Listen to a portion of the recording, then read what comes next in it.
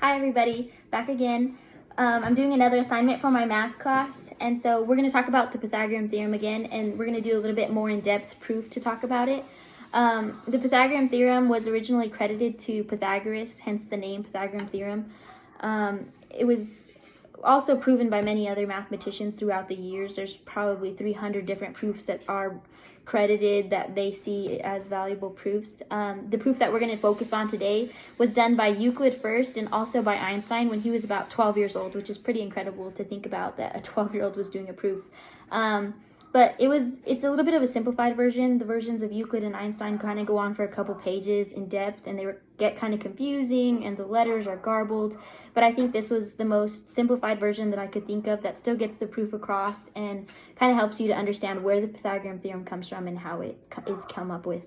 So I did my workout on a piece of paper. So let's continue on our proof for the Pythagorean theorem. So this proof, like I said before, was done by Euclid and Einstein.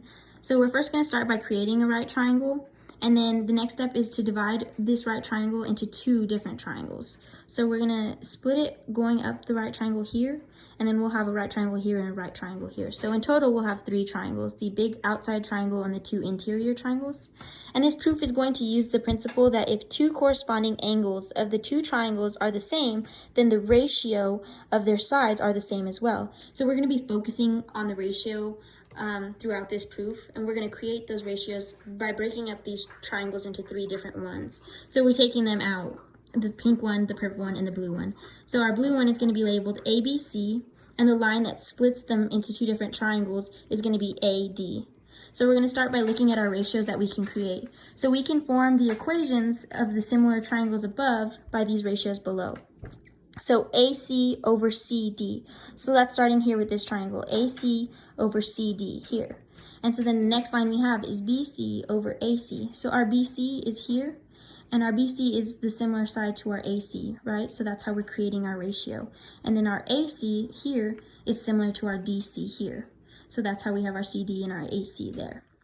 And so for our next triangle, which is going to be our pink one, we're going to do AB over BD, which is AB over BD. And so BC, so AB and BC have to be the similar side. So AB and BC, see how they're similar here, and BC, and AB and BC.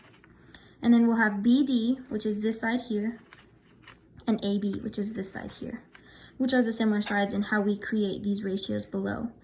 And then our next step is going to be to cross multiply to start to rearrange these terms. So we're going to have AC times AC gives us our AC squared. And then our CD times BC is here, our CD times BC. And then we're going to have AB times AB for our next equation. It gives us our AB squared. And then our BC times our BD gives us our BC times BD here. So we have these two different equations here, right? But our next step that we're going to do is going to add these equations and simplify.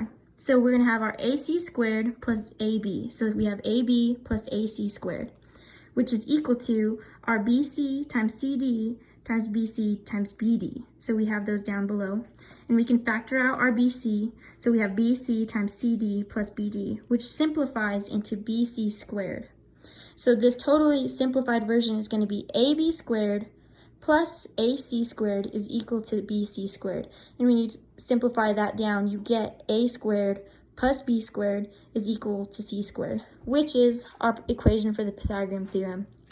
And for me, this was the easiest to understand because I think understanding the ratios and seeing the similar sides in the triangles really helped me make sense of these equations that they used to be able to simplify it back down into the Pythagorean theorem, which proves our original theory that any right triangle can be made a square off of each side, and those three squares are going to add up to be A squared plus B squared equals C squared.